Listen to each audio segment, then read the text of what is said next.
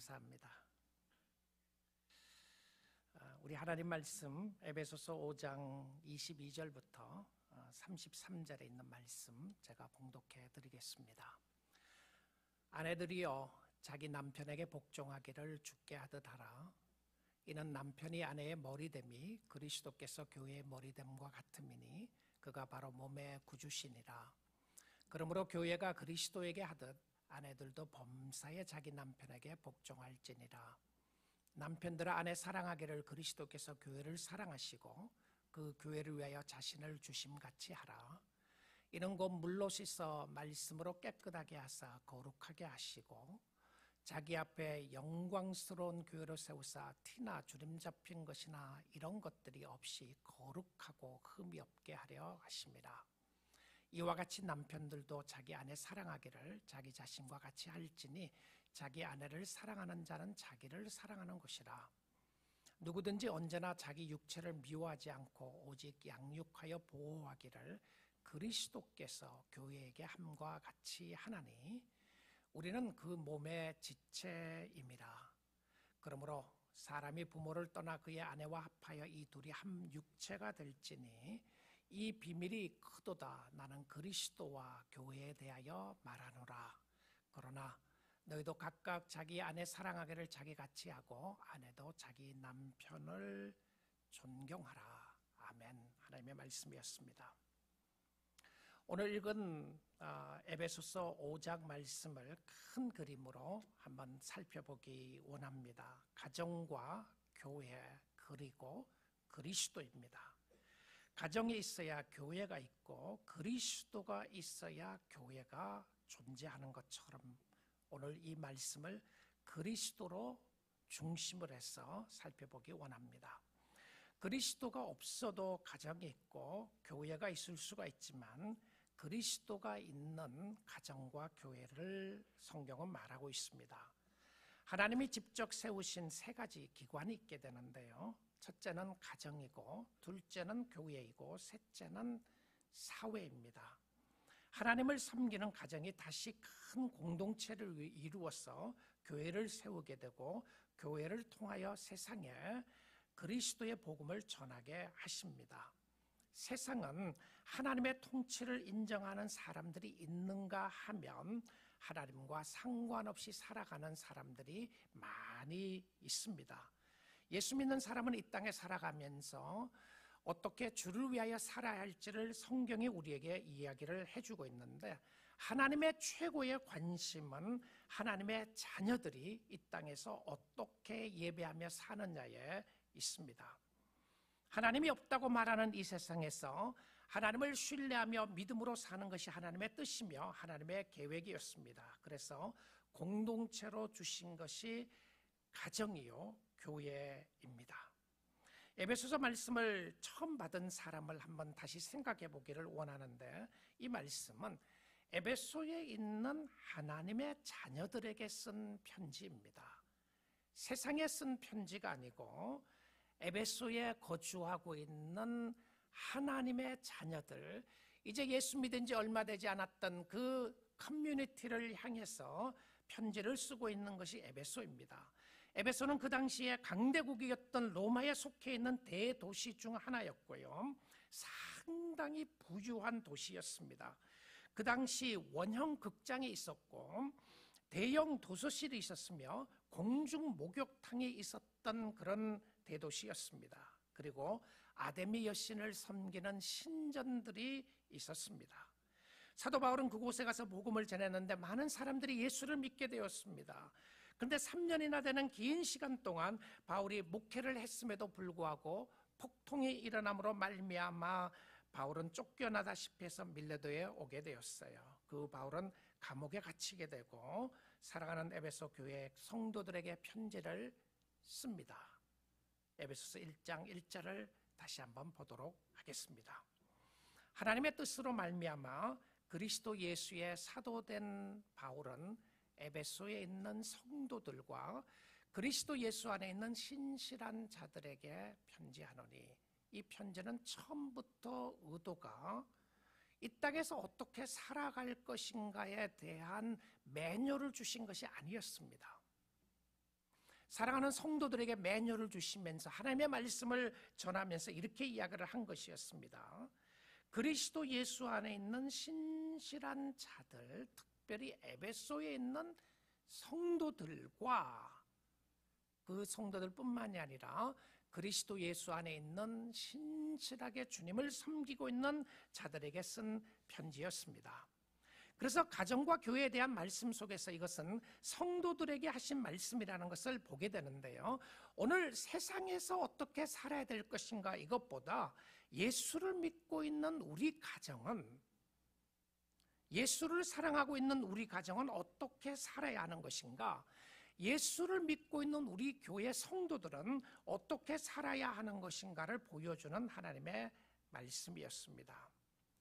때론 성도들이 이 성경 말씀을 들으면서 이렇게 살 수 없다고 생각할 때가 있을 것 같아요. 아, 목사님, 성경이 이야기하는 거는 성경이고 이렇게 살 수 없어요. 이렇게 살 수 없어요. 이렇게 사는 거는 불가능하다는 생각이 들 때 있지 않습니까? 여러분, 성경은 내가 하고 못하고를 떠나서 하나님께서 주신 말씀이 무엇인가를 먼저 보아야 합니다. 내가 하고 못하고는 차후의 문제고, 성경은 도대체 가정에 대해서, 성경은 교회에 대해서 뭐라고 이야기를 하는지를 우리가 바른 진리 위에 세워져야 한다는 말씀입니다. 내가 할 수 없기 때문에 말씀을 듣지 않는 것이 아니고, 성경은 도대체 우리에게, 성도들에게 무엇을 가르치고 있으며 어떻게 살아야 한다고 가르치고 있는지를 보기를 원합니다. 성도의 가정이라면, 하나님이 중심이 된 가정이라면 그리스도가 있어야 합니다. 여러분, 너무 쉬운 말 아니에요? 너무 당연한 말 하는 것이 아니겠습니까? 당연하고 쉬운 말에서 중요한 핵심을 놓치기가 쉽다는 거예요. 우리 사랑하는 성도 여러분, 여러분의 가정에 정말 예수가 중심이 되어 있습니까? 아니면 여러분 자신이 중심이신가요? 여러분이 우리가 함께 섬기고 있는 이 교회에 정말 주인이 그리스도인가요? 여러분, 그리스도라는 것을 여러분은 확인하고 감사하고 있습니까? 자, 오늘 본문에 보니까 그리스도라는 말이 5번이나 반복돼서 나옵니다. 상당히 많이 나오죠. 예수라는 말을 쓰지 않고요, 그리스도라는 말을 씁니다. 초대교회 성도들을 그리스도인들이라고 불렀습니다. 기독교를 크리스찬이티라고 이야기를 하고요, 기독교인들을 크리스천이라고 말하는 것과 같습니다. 그리스도와 관계가 있는 사람들이라는 이야기죠. 그리스도 때문에 그리스도인이 된 것인데, 웨스트민스터 신학교 신약학 교수인 마이클 홀튼 교수님이 쓴 책 중에서 Christless Christianity라는 책이 있습니다. 그리스도가 없는 그리스도 교회, 그러니까 그리스도가 없는 기독교라고 하는 책인데요, 굉장히 아이러닉하죠. 패러독시컬하죠. 그리스도가 중심이 되어 있어야 됨에도 불구하고 그리스도가 없는 교회를 이야기를 합니다. 저는 그리스도가 중심이 되어 있는 교회가 참 교회고, 그리스도를 머리로 삼고 있는 교회가 진짜 주님이 기뻐하시는 교회라고 생각합니다. 여러분도 그렇게 믿으시나요? 큰 교회, 작은 교회, 사실 하나님의 교회 앞에서는 그것이 전혀 중요하지 않아요. 제가 어저께 엘센트로에 있는 우리 PCA 서남 오렌지 카운티 노예에 있는 교회가 있어서 담임 목사 위임식에 제가 위임 설교하러 갔었는데요. 가서 이야기를 들어보니까 그 지역에 교회가 하나밖에 없다고 그래요. 한인들이 몇 명 삽니까? 그랬더니 지금 현재 한 100여 명 정도 산다고 그랬습니다. 근데 교회가 하다만 교회를 건축해 놓고 있는데, 이제 교인들이 한 30-40명 모이는 교회인데요. 제가 그렇게 이야기를 했어요. 큰 교회, 작은 교회는 하나님 앞에서는 없다. 하나님의 중심의 교회만 있을 뿐이다. 그리고 성도들이 어떻게 주님을 섬겨야 될 부분인가를 이야기를 했는데, 이제 위임 받으신 목사님이 한 50대 중반 되신 목사님이 위임 받으시면서 그런 이야기를 하는 거예요. 내가 이렇게 이곳에서 복음을 전할 수 있게 되고 설교를 할 수 있게 돼서 영광이고 정말 감사합니다. 나중에 들으니까요, 그 지역이 미국에서 가장 더운 지역이라고 그러더라고요.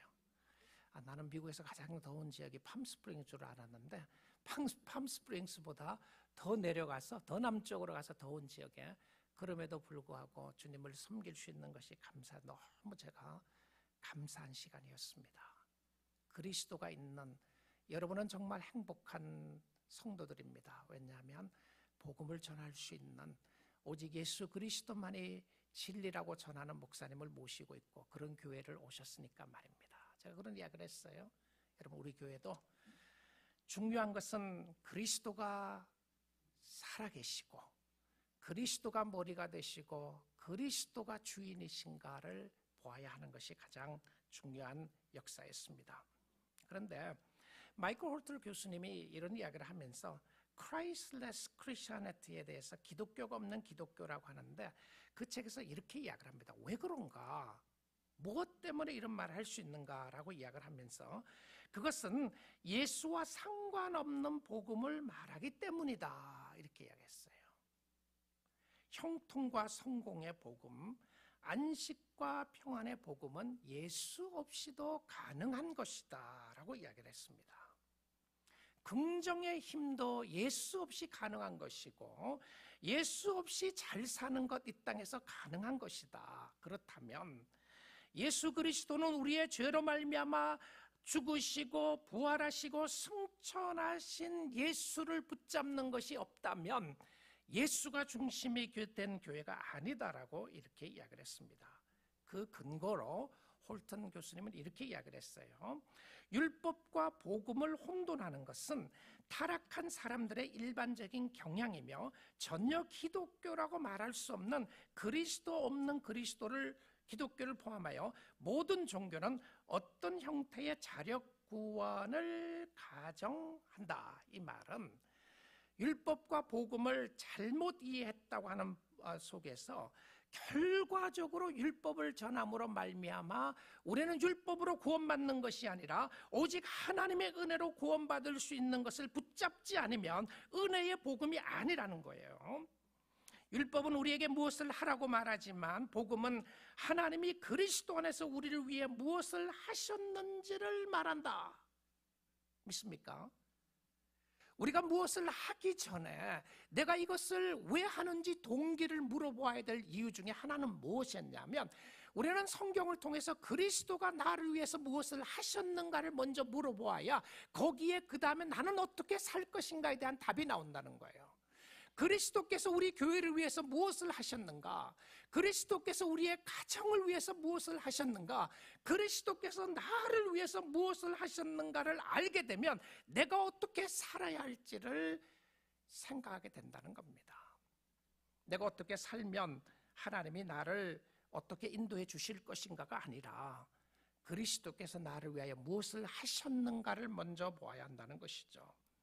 그리스도 없는 기독교라는 증상의 근본적인 원인은 바로 복음과 율법의 의미를 제대로 모른 채 율법과 복음을 혼돈한 것이며, 결국 교회가 복음을 복음답게 율법을 율법답게 선포하지 못하고 복음 없는 율법만을 강조했기 때문이다라고 이야기를 합니다. 이 말은 우리는 열심으로 주를 섬기라고 이야기했습니다. 그래서 봉사하는 자들에게 늘 열심을 강조했는데 그 열심이 자기에게 나온 열심인지 그 열심이 그리스도를 사랑하기 때문에 위한 열심인지 보다 무엇을 하지 말라 하라고 하는 것을 강조하다가 그리스도께서 우리를 위하여 무엇을 하셨는가를 놓치기가 쉽다는 것입니다.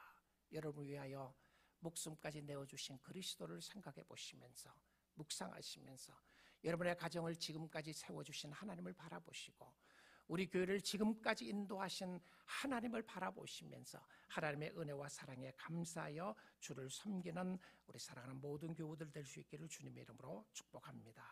자, 그래서 그리스도와 가정입니다. 그리스도와 가정은 어떤 관계에 있는지를 살펴보기 원하는데 예수 믿는 가정이에요. 저는 이 말씀이 다시 한번 우리에게 깊이 확인하도록 하는 것은 예수 믿는 가정입니다. 예수 그리스도가 우리의 삶의 최고의 주인 되시고 나는 그리스도로 말미암아 구원받았다고 이야기하는 예수 믿는 가정에게 주신 메시지인데 5장 25절입니다. 남편들아 아내 사랑하기를 그리스도께서 교회를 사랑하시고 그 교회를 위하여 자신을 주심같이 하라. 그리스도께서 교회를 사랑하시고 자신을 주심같이 하라. 놀랍죠? 그리스도와 가정의, 그러니까 사랑의 기본적인 것, 섬김의 기본적인 것 전부 다 그리스도와 연결시키고 있는 것을 보게 됩니다.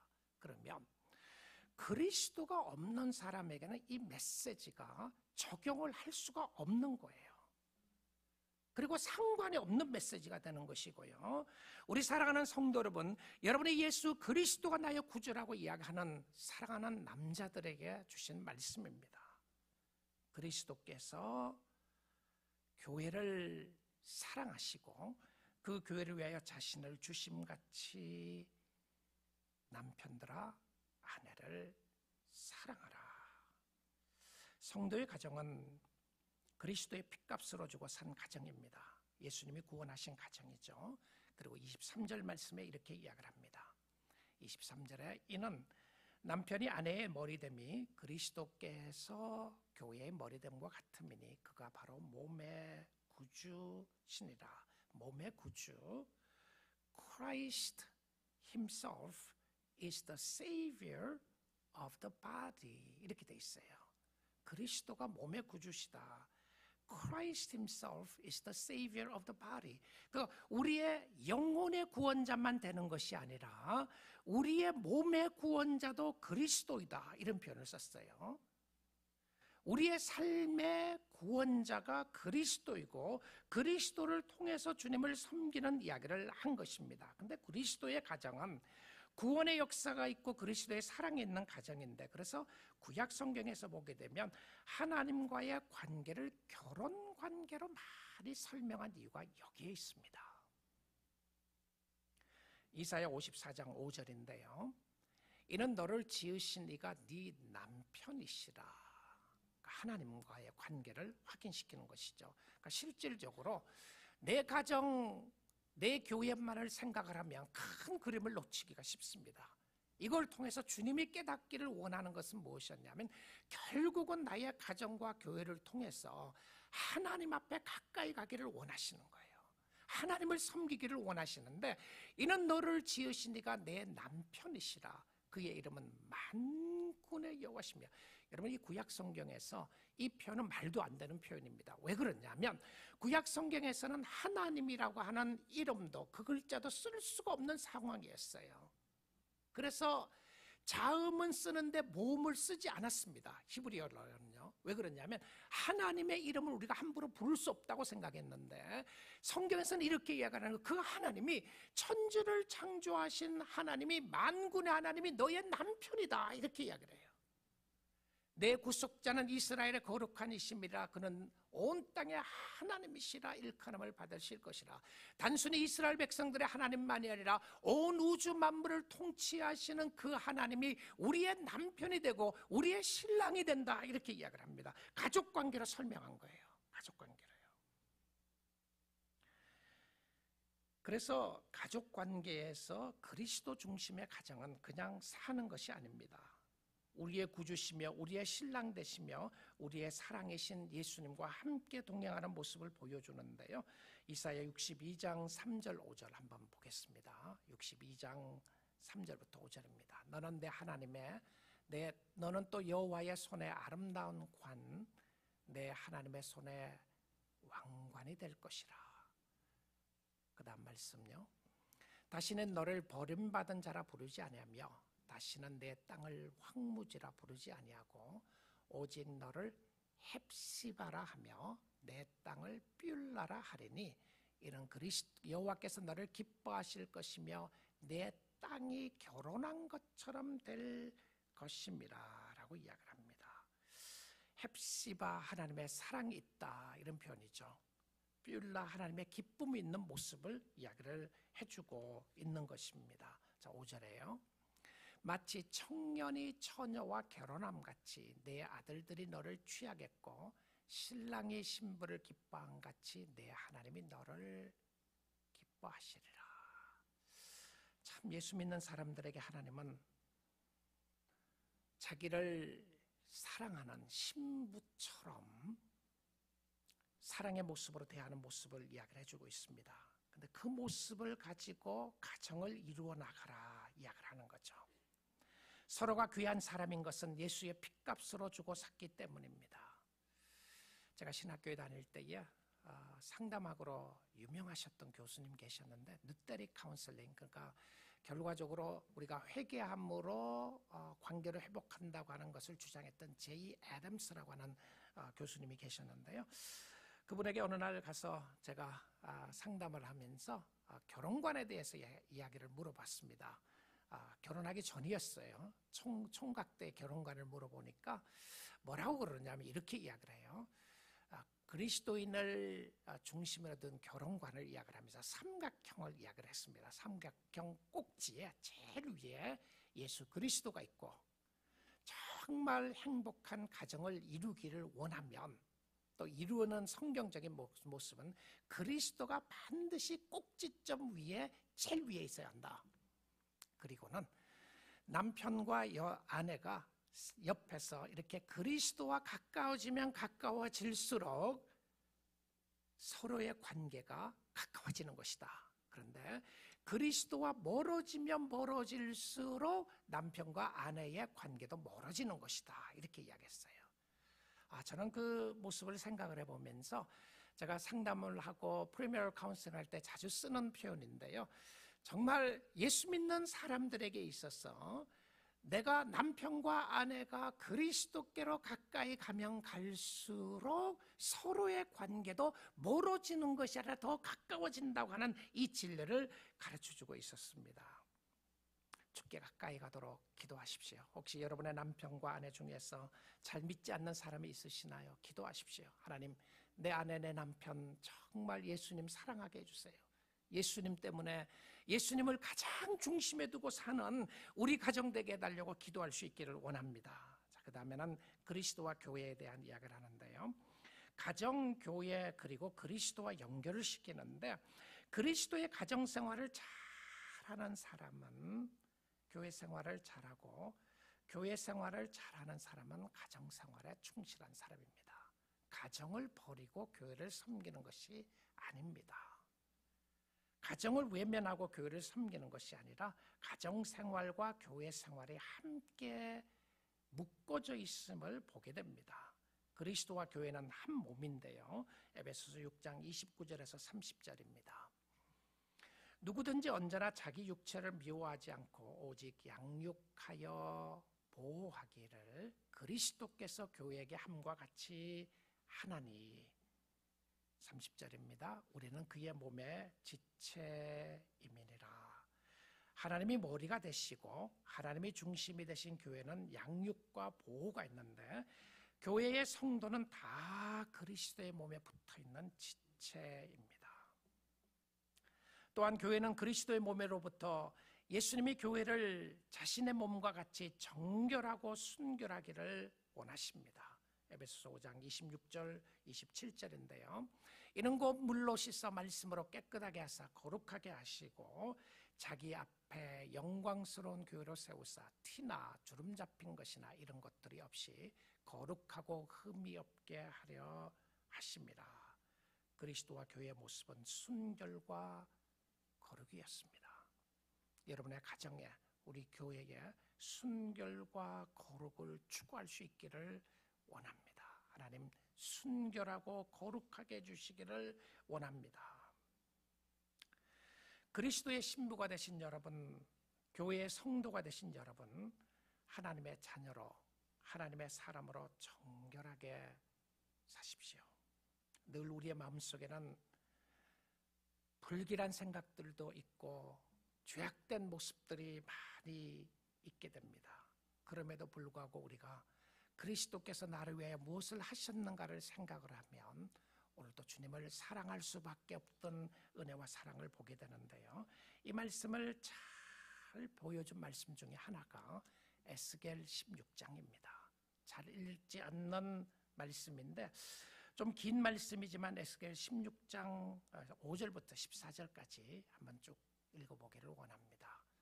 결혼 관계와 하나님이 자녀들을 사랑하는 모습 속에서 우리의 모습이 어땠는가를 잘 표현해주고 또 하나님은 어떻게 하셨는가를 잘 보여주는 말씀입니다.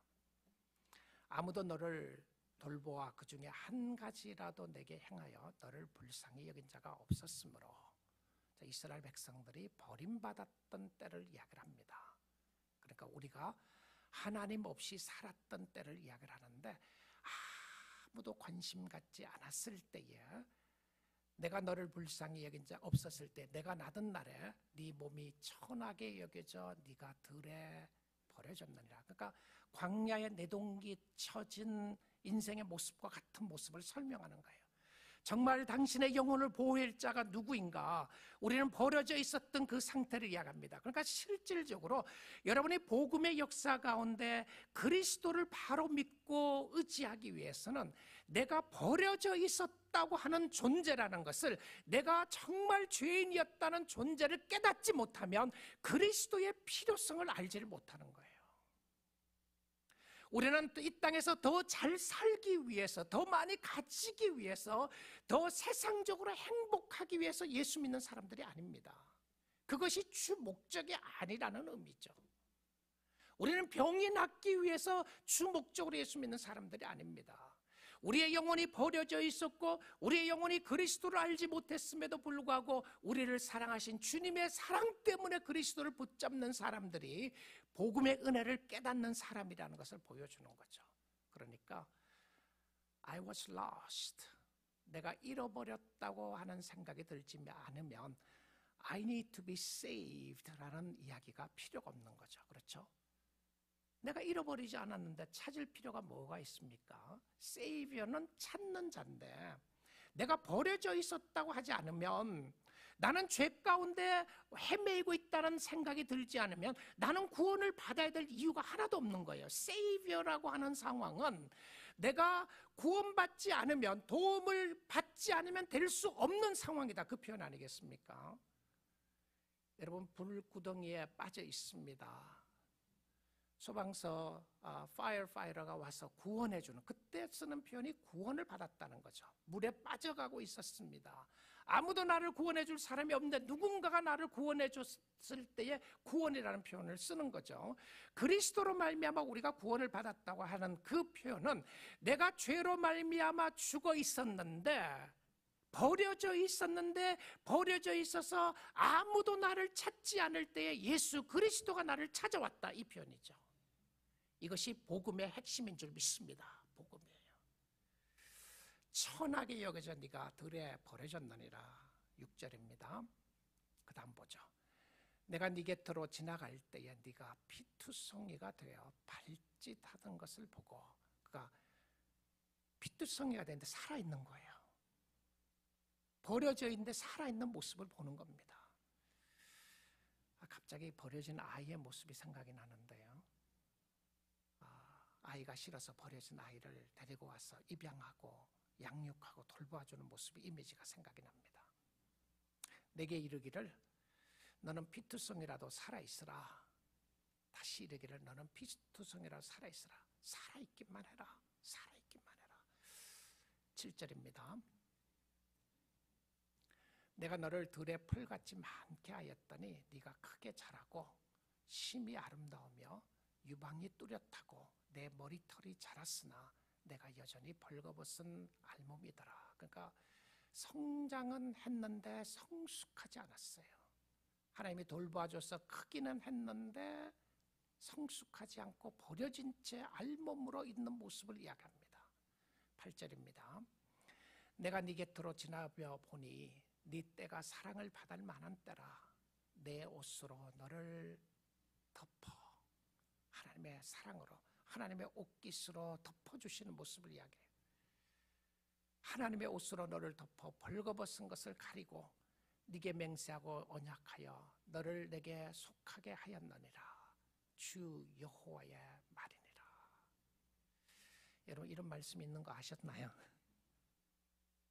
하나님의 공의의 사랑과 놀라우신 은혜의 사랑을 이런 표현으로 쓴 겁니다. 9절이에요.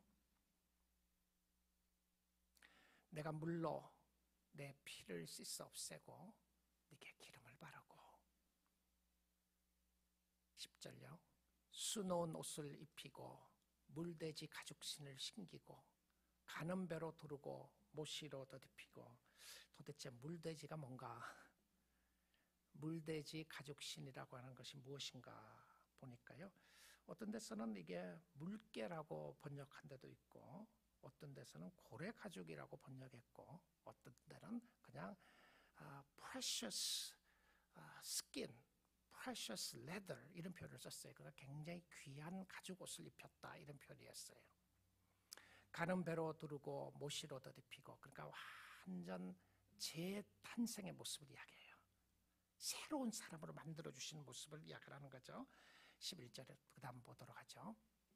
폐물을 채우고 팔고리를 손목에 끼우고 목걸이를 목에 걸고 완전히 새로운 사람이 됐습니다. 하나님이 만드신 지으신 아름다운 모습으로 신부가 결혼할 때 단장하는 모습처럼 표현을 쓰고 있는 거예요. 12절입니다. 코고리를 코에 달고 귀걸이를 귀에 달고 화려한 왕관을 머리에 씌웠다. 와,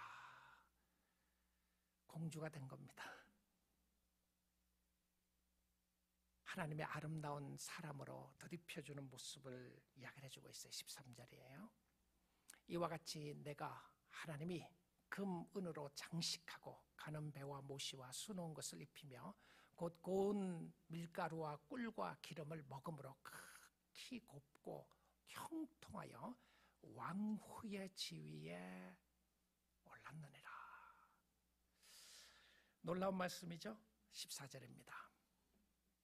내 화려함으로 말미암아 내 명성이 이방인 중에 퍼졌음은 내가 네게 입힌 영화로 내 화려함이 온전함이라 나 주 여호와의 말이라. 이 화려함이 온전하다는 표현이 이게 perfection을 이야기하는 겁니다. 그러니까 완전하고 아름다운 모습의 최고의 모습으로 예수 그리스도가 바꿔주신 거예요. 자, 그러니까 하나님의 자녀가 되었다는 것을 before and after, 그러니까 과거에 누구였는데 지금은 누구라고 하는 것을 아름답게 잘 표현해주는 모습이었습니다.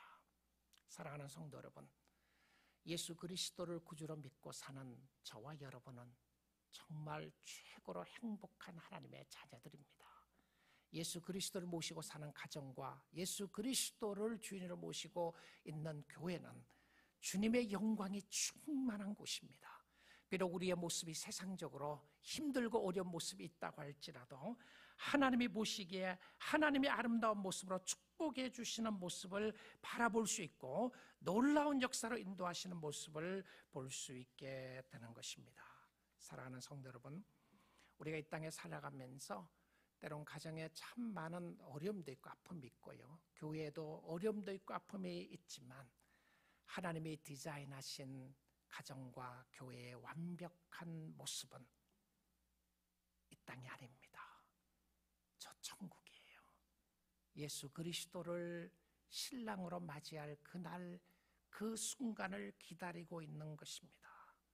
예수 때문에 가능하고 예수가 우리의 구주가 되시고 신랑이 되시는 모습을 바라보며 하나님의 아들 예수 그리스도는 어린 양 혼인잔치의 신랑으로 신부들을 맞이하기 위하여 기다리고 있습니다. 그래서 이 땅에 예수 믿는 가정과 이 땅에 예수를 구주로 모시고 있는 교회는 천성의 모습을 가장 잘 보여주는 그림자와 같은 것입니다. 그림자가 있다고 하는 것은 실체가 있다는 것이죠. 그래서 저는 우리의 마음을 다하여 우리의 정성을 다하여 그리스도가 중심인 교회를 만들고 그리스도가 중심인 가정을 만들고 깨어지고 아픔과 상처가 있었던 심령들이 예수 그리스도로 말미암아 회복해 되는 역사가 있기를 주님의 이름으로 축복드립니다. 우리가 사모해야 될 것은 예수 그리스도가 중심이 되는 것입니다. 그런 말미암아 저 하늘 놀라우신 새하늘과 새 땅을 바라보며 그것을 사모하는 주의 백성들이 되는 것이죠. 마지막으로 요한계시록 19장 말씀 보고 말씀 맺도록 하겠습니다. 7절에서 9절입니다. 우리가 즐거워하고 크게 기뻐하며 그에게 영광을 돌리세 어린 양의 혼인잔치의 기약이 이르렀고 그의 아내가 자신을 위하여 준비하였으므로. 그의 아내가 누구죠? 교회입니다. 교회가 누구죠? 성도들입니다. 성도들이 누구죠? 저와 여러분을 이야기하는 거예요. 그러니까 교회의 머리가 되고 교회의 신랑과 신부의 관계를 이야기했다는 것은 교회의 건물이 아니라 실질적으로 성도들인 것이죠. 저와 여러분입니다. 그래서 준비되었으므로 이야기를 하는 것입니다. 그에게 빛나고 깨끗한 세마포 옷을 입도록 허락하였으니 이 세마포 옷은 성도들의 옳은 행실이로다 하더라. 주를 위하여 섬기는 모습을 이야기하는 거예요. 그 다음에 9절입니다. 천사가 내게 말하기를 기록하라.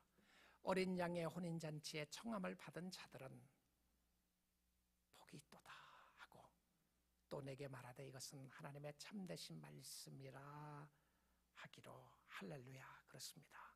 어린 양의 혼인잔치에 청함을 받은 사람이 복이 있는 자들입니다. 이 땅에는 눈물이 있고 이 땅에는 여전히 죄가 도사리고 있어도 우리 사랑하는 성도 여러분, 늘 여러분의 눈과 여러분의 관심을 하나님의 어린 양 되신 예수 그리스도께로 향하시고 끝까지 믿음으로 승리하여 주를 섬기는 놀라운 역사가 있기를 주님의 이름으로 축복드립니다. 기도하겠습니다.